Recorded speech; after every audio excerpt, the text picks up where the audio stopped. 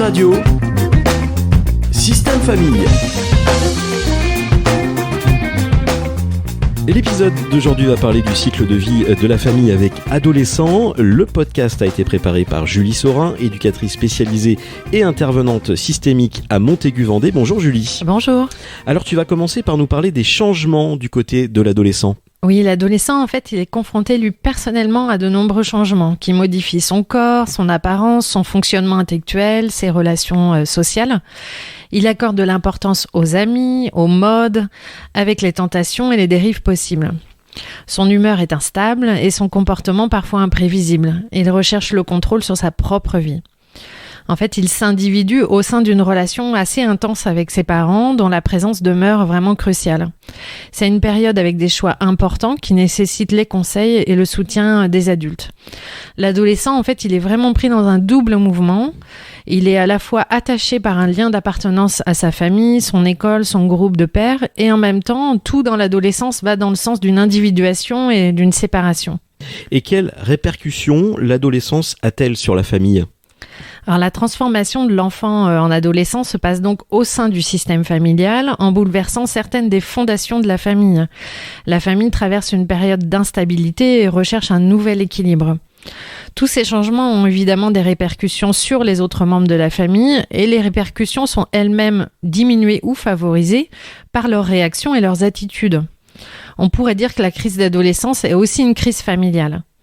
C'est un bouleversement qui entraîne un sentiment de ne plus pouvoir répondre à une difficulté en utilisant les moyens et repères habituels. Il faut donc décider du choix de nouvelles approches non expérimentées jusque-là pour y répondre, mais la famille peut aussi avoir le sentiment d'être incapable d'en trouver d'autres.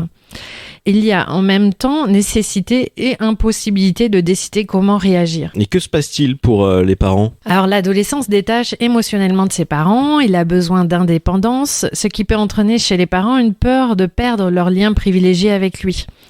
Les adolescents préfèrent souvent rester seuls ou être avec des personnes de l'extérieur plutôt que de participer à la vie de la famille. L'influence des parents diminue au profit de celle des amis. Les ados introduisent dans la famille de nouvelles idées et valeurs apprises en contact avec leurs amis et certains parents peuvent se sentir menacés par ces nouvelles idées et valeurs et avoir tendance à conserver plutôt une vision infantilisante de leur adolescent.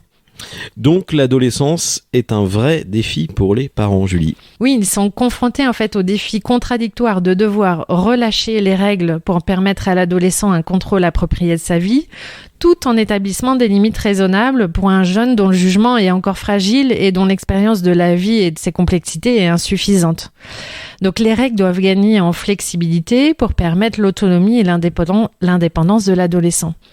Cela implique aussi l'existence dans la famille de règles n'interdisant pas les conflits et la présence de ressources permettant de les gérer et non pas de les vivre comme totalement destructeurs ou à proscrire. Si des parents se sentent anéantis et complètement déstabilisés par leurs adolescents opposants, cette rébellion risque de s'intensifier ou autrement de s'auto-censurer totalement si la culpabilité domine dans la famille.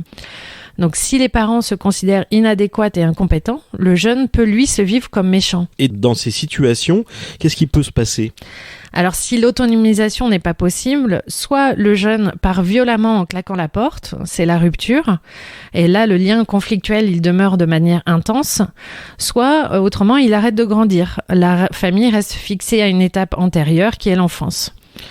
Donc, pour éviter la crise, des symptômes divers peuvent apparaître. Ils permettent à la famille d'arrêter le temps en la maintenant dans un mode de fonctionnement fondé sur l'inquiétude et la surprotection.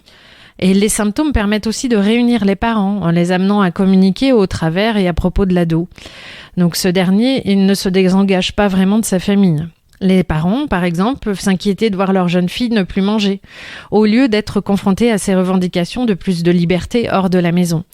La dynamique est tournée en fait vers l'intérieur de la famille et le symptôme et le patient désigné occupent alors comme un pôle d'attraction central.